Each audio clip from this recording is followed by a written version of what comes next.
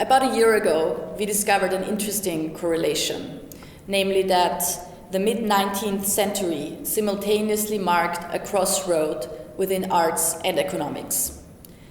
Around 1850, the idea of economic growth really started to take off, and at the same time, the notion of l'art pour l'art, arts for art's sake, was invented. And we've independently discovered that notion under which our respective domains have been operating for the past 160 years have become outdated, even counterproductive, and we've come up with a new term, arts and economics for life's sake. And it seems that we find ourselves at crossroads again, because the system under which we're currently running the world is not really working anymore. As you analyze in your new book, it's actually sick. So you want to say a few words? It's psychologically sick. It's very difficult to find. My point here is that there is no such thing as an even and smooth psychological space. That even such field as economics, that pretends to be neutral, scientific, value-free, technical, mathematical, nothing to do with psychology, nothing to do with emotions, nothing to do with values, is in fact full of it. Now, it's interesting that you compare art for art's sake, because you could also even say that today we went into the direction of economy for the economy's sake. So we grow for the economy in order to grow, and we need that growth in order to pay back our debts. Why do we need to pay back our debts? So that we can keep the economy running.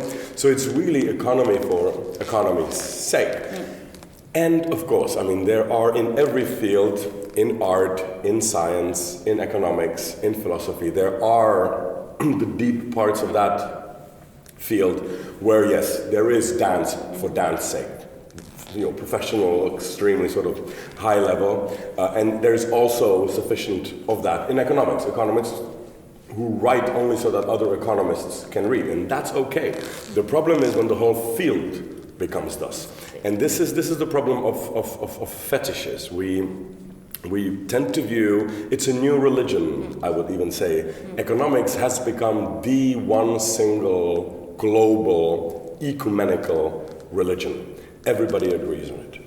It's become a religion with its own values, and it's positioned itself into a situation where it can judge and deem other fields worthy or unworthy. So our lives are becoming more and more subject to the imperative of being ecumenically useful. So here you can even see that art is today perceived more and more as a subset of economy.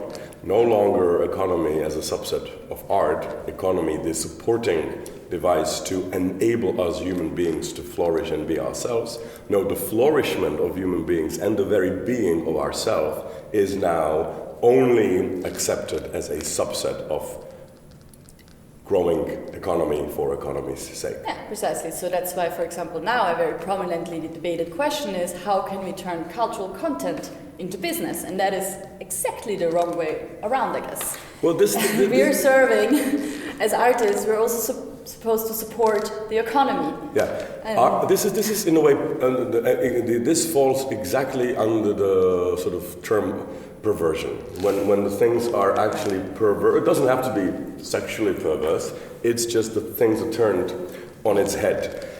It's this, and again, I always thought that this is something that was one of the main contributions of Oscar Wilde, which is the very famous introduction to the picture of Dorian Gray, which has 2 pages and ends with a very famous sentence, all art is quite useless. Not meaning that it's useless as in to be thrown out, but useless as in priceless. Not priceless because it's valueless, but exactly because it's too valuable, we shouldn't put a price on it. Art, you see, is one of the few areas of life today that doesn't fall under this imperative of having to be useful. Of course, water has to be useful, chair has to be useful, your dress has to be useful, the economy has to be useful, your work has to be useful. Many percentages of your life has to be useful, and that's okay. But there are also zones which are exempt from this imperative of having to be useful, and those are the things, love, for example, art, to be sure, philosophy also, and to a large degree also knowledge and wisdom, or perhaps what is my ideal reading or rendering of science, that the main important part of science and all of these things is actually to be. Another example that you could put is with questions. A lot of people believe that the main raison d'etre of questions is to be answered. But this is not always the true. I think the real role, there is a deeper meaning to questions. Yes. And the role of questions is very often just to be. Exactly. To have actually, questions. there's, I think what we can do as artists is identify the right questions, and then scientists can find the answers to those questions. So that can be one of the things, this is one of the things yes. that we as artists can and should be doing. Yeah, but that's still useful. Identifying the questions, yeah, but that's still useful. And that's fine.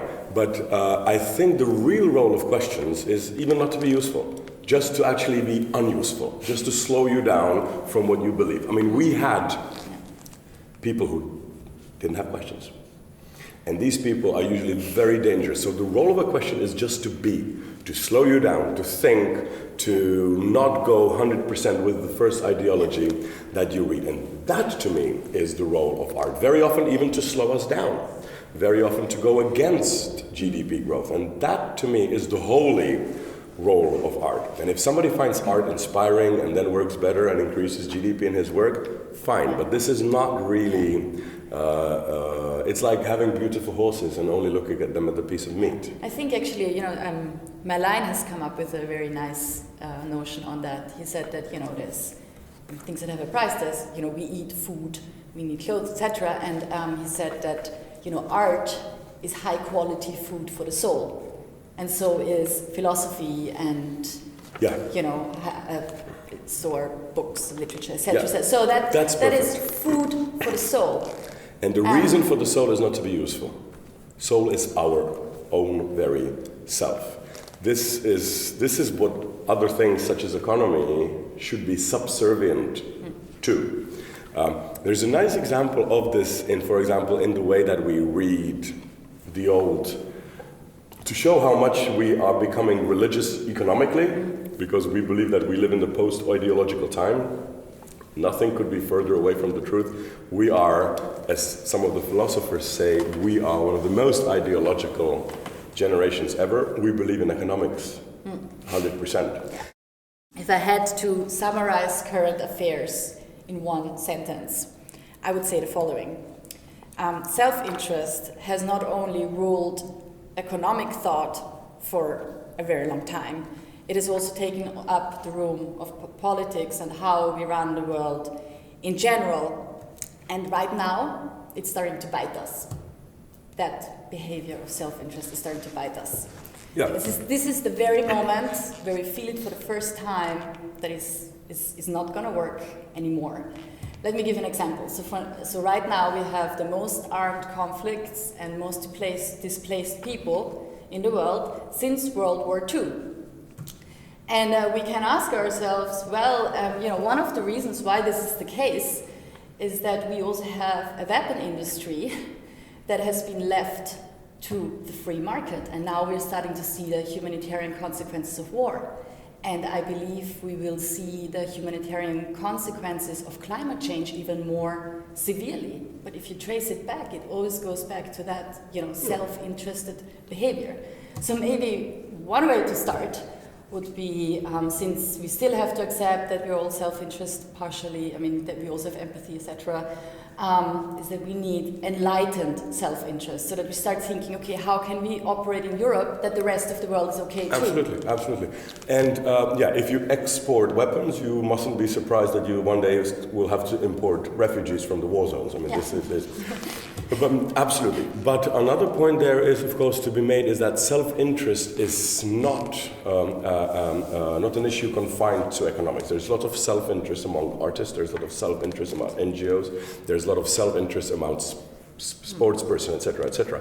But I think it is really your role as artists, as people who I think are believed generally to be more sensitive to the changes.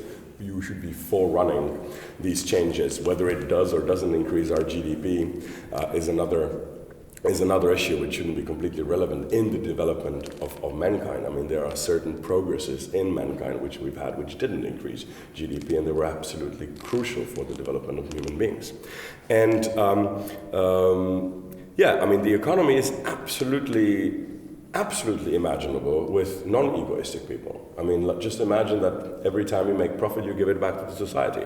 Will that in any way disrupt capitalism? No, it will make capitalism even maybe work better, more balanced, etc., etc., etc. Also, this way of looking at the economy isn't really a sort of legitimate one, because there's many things that can boost your GDP but harm the economy in the long run. I don't know, for example, here we are in Austria. If you want to boost your GDP, you can cut down all your trees and sell them to somewhere. Will that boost your GDP? Yes, it will, for a couple of years, and then you will live in Mordor. I always give the example, sometimes, the example from Lord of the Rings, that, imagine Mordor, that's going through heavy industrialization, cutting the trees around, using them very efficiently to build an army. And Rivendell, where elves live. And they really don't produce anything much. They inherit their swords and their weapons. And GDP of Mordor must have been double-digit and by far much more impressive than the GDP of Rivendell. Yet, where would you rather live? So this is exactly a little bit of the fears that we see quite often in our movies, and these movies are, of course, modern-day mythologies.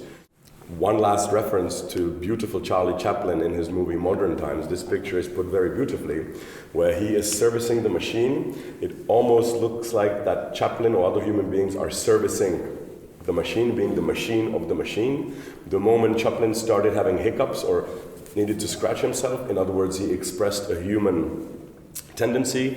His work was running away from him, and till the point that he was screwing the screws of the engine, already embedded his soft body, crushed by these metallic iron big spiked wheels. This is the image, and he is still working on the machine, even though the machine is crushing him.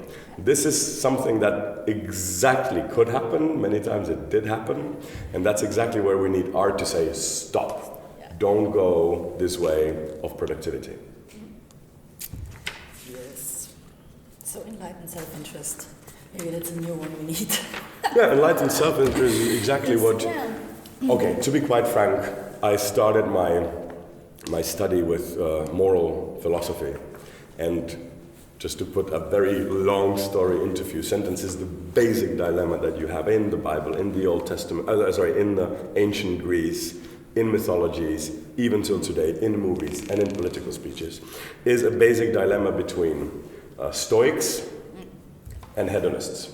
Stoics believe that we should do whatever we have to do in this world without any reference to my own self-benefit. Hedonists, on the other side, they equate goodness with increased pleasure or increased utility for as many people as possible. Both of these schools do have good points. Both of these schools have good arguments and bad arguments. So I came up, and maybe this will go nicely with your enlightened self-interest concept. I came up sort of with a very simple compromise between the hedonists, the two frivolous hedonists and the two strict Stoics.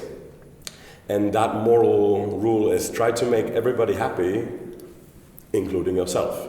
Because yourself is, of course, included in that happy. So if a company is making money by making other people miserable in the short run or in the long run, that is not enlightened self-interest. If, however, you make products that people enjoy and you're not harming anybody and you are culturing the society next to you, then you're doing a great job. And to also take that on a global level, because I think we've been very good within Europe to, implement our Enlightenment achievements, human rights, dignity, etc., but we haven't really applied those noble principles when dealing with our external relations. Yeah. And I mean, there's also American exceptionalism. It's the same thing. But, so we have had double standards. And again, now we see the consequence. It's starting to bite us. Yeah. This is exactly one way how to read the refugee wave. Absolutely. Because Europe has been stricken by 4 crises in the last 10 years. 10 years ago, 2005, everything looked perfect, blue sky, not a problem. And then financial crisis 2007, Greek crisis, Ukrainian crisis, and then now the refugee crisis. Now, first of all of these crises, none of them could be solved on a national level. So if we didn't have European structures, we would have to create them just for this. Secondly, the first question was, will we help each other? This was the financial crisis.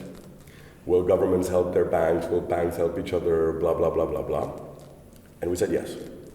Second question, Greek crisis. Will the strong help the weak? Will Germany, in this case, help Greece? This will not always be the case. Germany was the sick man of Europe 15 years ago. Britain was the sick man of Europe under Thatcher, before Thatcher, etc., etc. My country was the sick man of Europe right after the Velvet Revolution. Will the strong help the weak? And the answer was yes, somewhat. Fourth crisis, Ukrainian crisis. Will we help somebody who's outside? And the answer was sort of yes.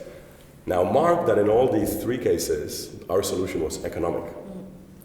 Sending money, sending money, sending money, or having bans on the imports of Russian goods.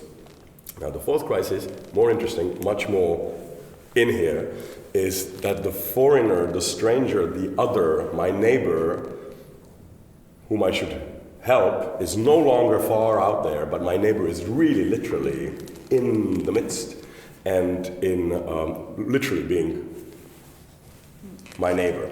And this is a problem that we can't solve just ecumenically. So you can also look at it as one of the biggest enlargements of, not biggest, but a spontaneous enlargement of European Union. All the way till today, European Union enjoyed enlarging itself country by country with all sorts of conditions, Suddenly, we have a huge influx, well, huge, of course manageable, but a considerable influx of new want-to-be European citizens who want to have our values, and they're running away from other values. So it's a little bit like the situation in the Game of Thrones. The way it ended is that the kingdoms had this wall built around them, and they were trying to keep away 2 things: the wildlings and the White Walkers. Now the wildlings are not the problem; the White Walkers are. And Jon Snow came up with a nice strategy of saying, okay, let's get the people who live behind the wall, let them in, and join them to fight against our common enemy, which is the zombie-like White Walkers. Now, if you leave the good people that want to live with us behind the wall, they will be consumed by the zombies and turn themselves into zombies, in this case, fundamentalists, and then no wall will protect us. So the people who are running from ISIS, from actually religious fundamentalism, are our common co-fighters with whom we should be fighting the real evil, and that's fundamentalism in all its extremes, be it ecumenical fundamentalism, be it I always like to remind us that we have these people as well. Breivik was absolutely sort of our kind, race-wise and all other terms, even Norwegian, such a peaceful country, extremists. So it's not that this is something given to the outside world. This part of barbarianism is inside. And one last sentence, I fear the refugee crisis not because of the refugees. I fear the refugee crisis because how Europeans could react. Yeah.